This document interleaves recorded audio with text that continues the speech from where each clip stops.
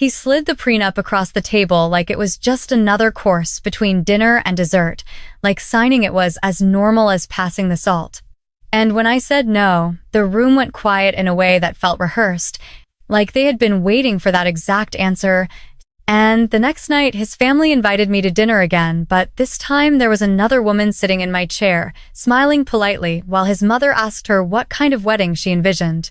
And I stood there holding my purse, still technically his fiancé, while everyone at that table acted like I had already been replaced.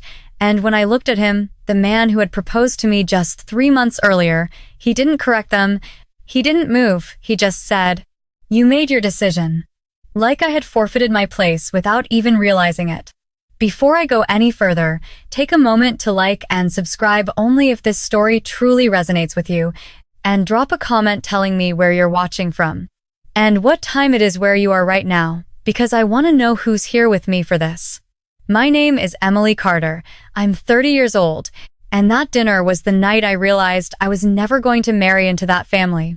I was being auditioned for it, and I failed the moment I refused to sign something that should have never been a test of my worth. To understand how I ended up standing in a dining room where another woman was being measured against me like a replacement dress, you need to go back to where this all started, back to the first time I met Daniel Whitmore's parents, in their perfectly staged house just outside Greenwich, Connecticut, the kind of place where every chair looked like it had never been used, and every conversation felt like it was being scored. His mother, Victoria Whitmore, greeted me with a smile that never reached her eyes and asked me what my long-term financial outlook was before she even offered me a drink.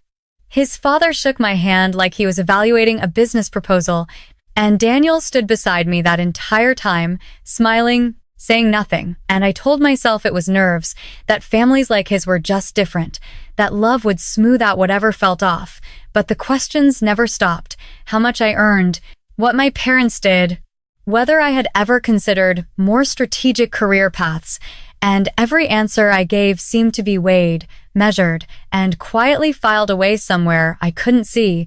And the strangest part was Daniel never warned me, never explained. He just kept telling me, "They just want what's best for me," like I was something that needed to prove I was worth keeping. And I ignored it, all of it, because I thought what we had mattered more than their opinions. Until that night when a single document made everything clear, because that prenup wasn't just about money. It was a line drawn in front of me, and what I didn't know then, what none of them thought I understood, was that they had already planned what would happen if I said no, and the truth behind that plan was something they never expected me to uncover. I grew up in a house where everything looked normal from the outside, a quiet street in Stamford, Connecticut, a 2-story colonial with a white fence and a maple tree in the front yard, the kind of place where neighbors waved and assumed everyone inside was happy. But inside that house, love came with conditions that were never written down but always understood. My father worked as a mid-level accountant and believed stability was the highest form of success. My mother managed everything at home with a kind of quiet control that made every decision feel final. And then there was my older brother, Jason, the one they always introduced first. The one whose achievements were framed on the walls, while mine stayed in drawers. I learned early that recognition was something you earned repeatedly, not something you were given once. I remember being 14 years old, standing in the kitchen, holding a report card with straight-A grades, waiting for my father to look up from his phone. He glanced at it for maybe 2 seconds and said, "That is what you are supposed to do." Then went back to whatever email he was reading. The same week, Jason brought home a B- in calculus, and my mother baked him a cake because he had worked so hard, and I told myself it did not matter, that I did not need the attention. But moments like that stacked up quietly, like small weights you carry without realizing how heavy they are becoming. Birthdays were the same.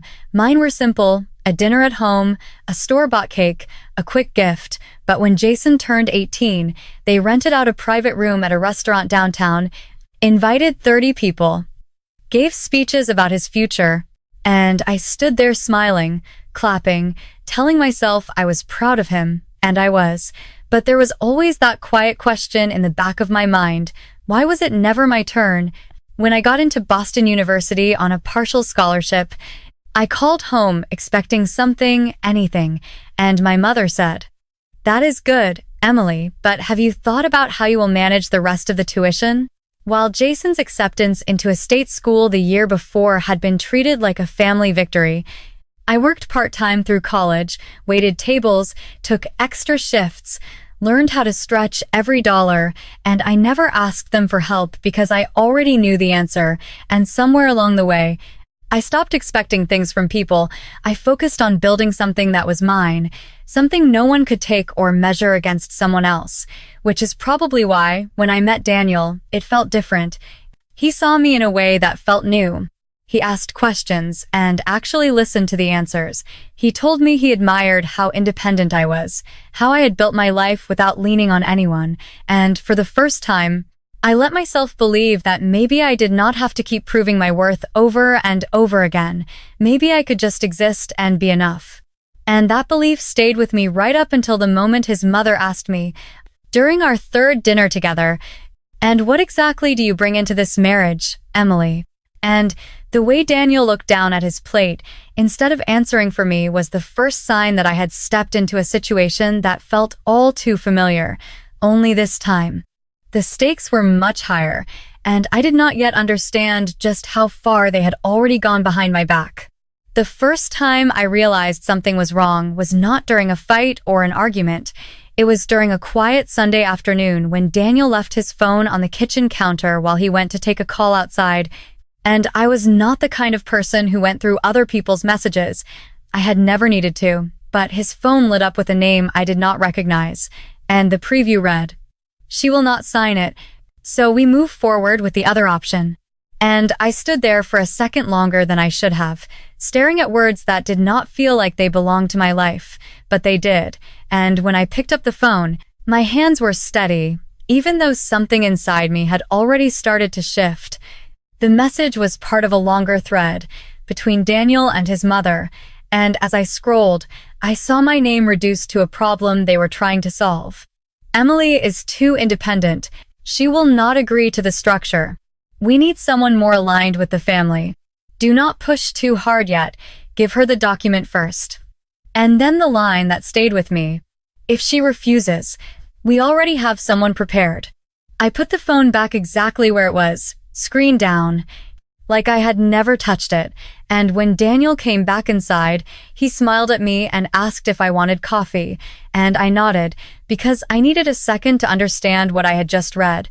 I needed to make sense of how long this had been happening, because that was not a spontaneous conversation. That was planning, that was coordination, that was a decision made before I was even given a choice. And the strangest part was how calm I felt in that moment. Like everything was suddenly clear in a way it had never been before. Later that week, he sent me the prenup draft by email, a formal document from a law firm in Manhattan, pages of clauses that outlined exactly what I would not have access to, what I would not be entitled to, how every asset would remain separate no matter how long we were married, and attached to that email was a note from his mother, not addressed to me directly but forwarded through him. "Please review carefully. This is standard for our family." Standard? Like I was expected to accept terms that had already been decided without me, and I read every page. Not because I was considering signing it, but because I wanted to understand the level of control they were trying to establish. And when I told Daniel I would not sign it, he did not argue. He did not try to convince me. He just said, "Okay," too quickly, too easily, like my answer had already been accounted for, and that was when the message I had seen earlier started to make sense in a way that made my chest feel tight.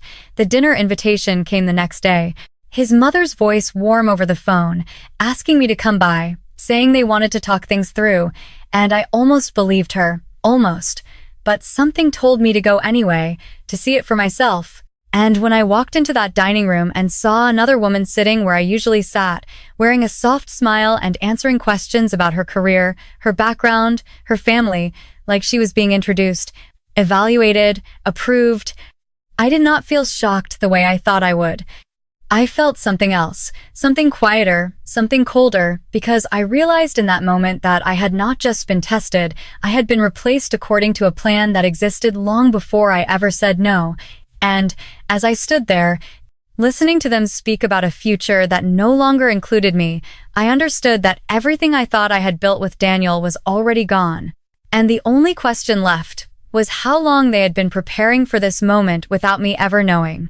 I did not make a scene that night. I did not argue. I did not ask questions in front of them. I simply picked up my bag and said, "I think I should go," and no one stopped me. Not his mother, not his father, not even Daniel, who just sat there like I had already been erased from the room. And I walked out of that house with a calm I did not recognize, the kind that comes when something inside you has already broken clean instead of shattering. But the next morning, reality set in. Because silence does not mean closure, it just leaves space for questions, and I called him once, twice, 3 times, each call going straight to voicemail, and I left one message, just one. "I need you to explain what happened last night." Simple, direct, giving him a chance to say something real, but he never called back. Instead, I got an email later that afternoon, not from him, but from his mother, a formal message that read like a business memo.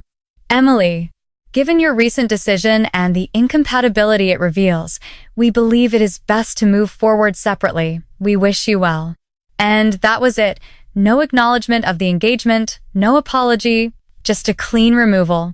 Like I had been a contract that did not meet their terms, I stared at that email longer than I should have, reading it over and over, not because I did not understand it, but because I was trying to find some trace of the person I thought I knew in any of this. So I tried one more time. I sent Daniel a message that night. Was any of it real? And for a long time there was nothing, until hours later a reply appeared, just 5 words. "It is more complicated than that."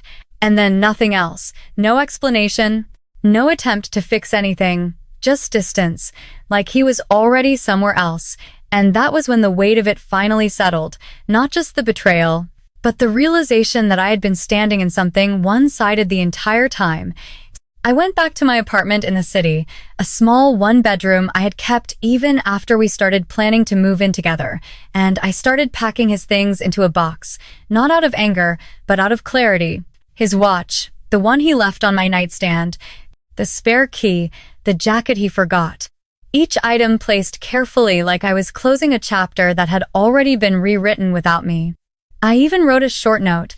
"I hope you find what you are looking for," folded it once, and placed it on top before sealing the box, and I left it with the front desk of his building the next morning. No drama, no confrontation, just a quiet return of everything that no longer belonged in my life.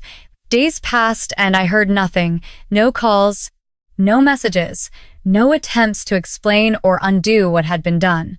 And that silence was louder than anything he could have said, because it confirmed what I had already started to understand. They were not trying to fix this. They were moving on exactly as planned, and for a few days, I let myself feel it, the loss, the embarrassment, the strange hollow space where something real used to be, but then something shifted, not suddenly, not dramatically. Just a small decision that felt different from everything before. I stopped checking my phone. I stopped rereading that email.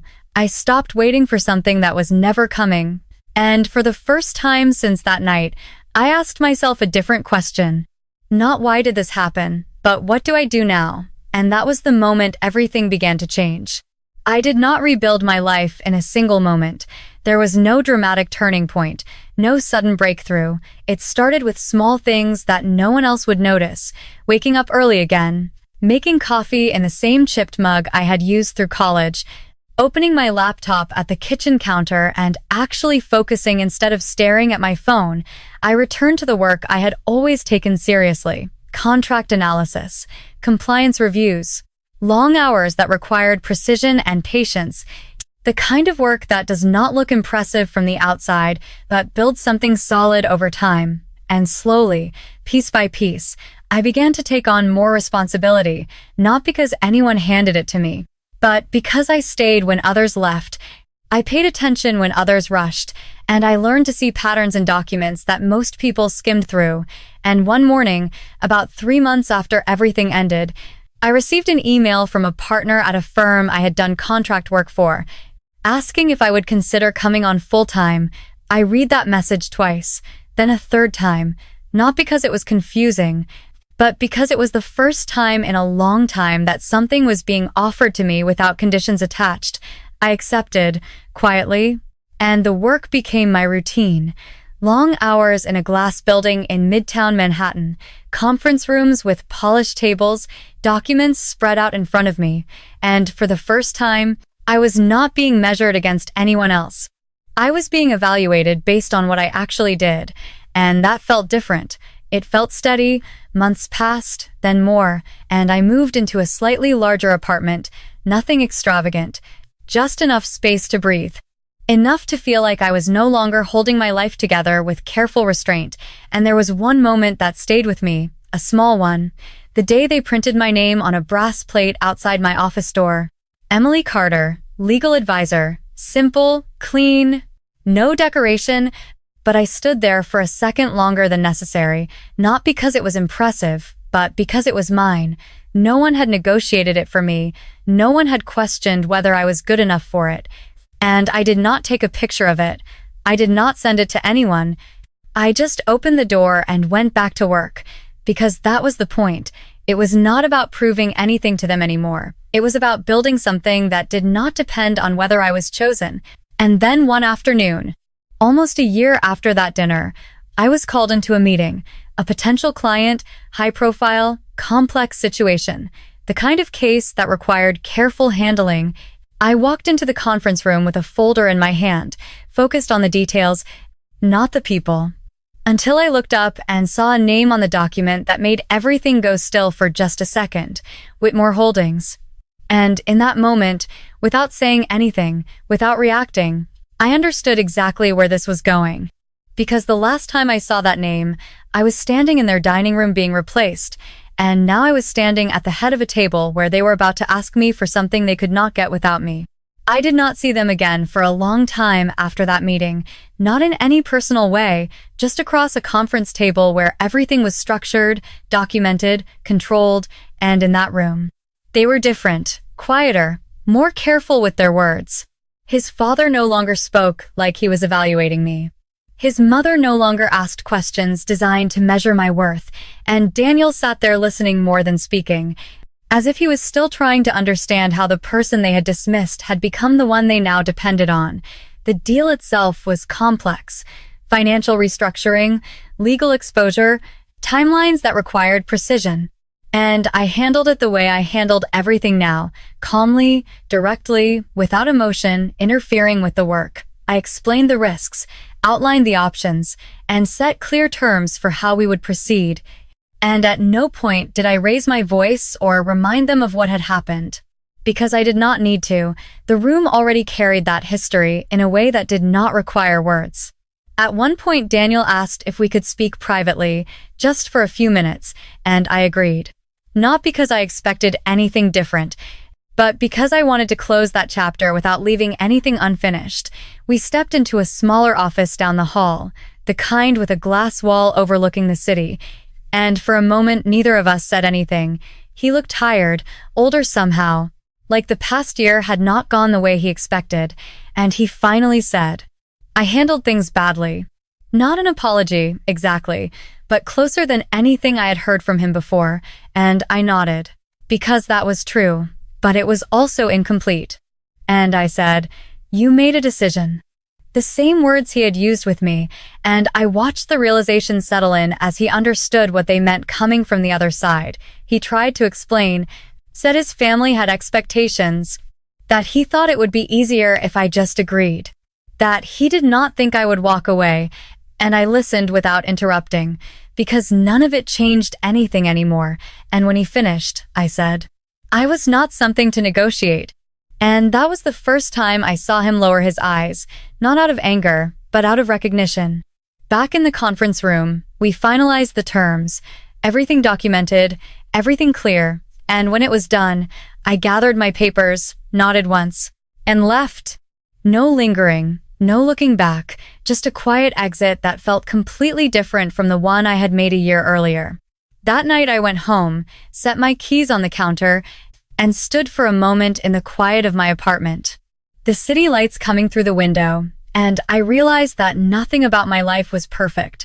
There were still things I was figuring out. Still moments where the past echoed in small ways, but there was a steadiness now. A sense that I was no longer waiting for someone else to decide where I belonged. And that was enough. If there is one thing I learned from all of this, it is that your value is not determined by who chooses you, and your instincts will tell you the truth long before your mind is ready to accept it. So listen to that voice. Protect what you build, emotionally and financially, and do not ignore the small signs just because you want something to work, because those signs are often the clearest answers you will ever get. And if you are listening to this and something feels familiar, if you have ever been made to feel like you are not enough for someone else's expectations, I want you to know that walking away is not failure. It is sometimes the most honest decision you can make for yourself, and there is a kind of peace that comes from choosing yourself, even when it costs you something. Thank you for staying with me through this, for listening, for sharing this space. My name is Emily Carter. I am 30 years old, and the most important thing I want to leave you with is this. Do not let anyone turn your life into something you have to earn your place in. And if this story meant something to you, you can share where you are listening from and what time it is there, because I always wonder who is out there hearing this at the same moment. And if you want to hear more stories like this, there are others waiting. Different lives, different choices, but the same quiet moments where everything changes, and maybe one of them will feel like it was meant for you too.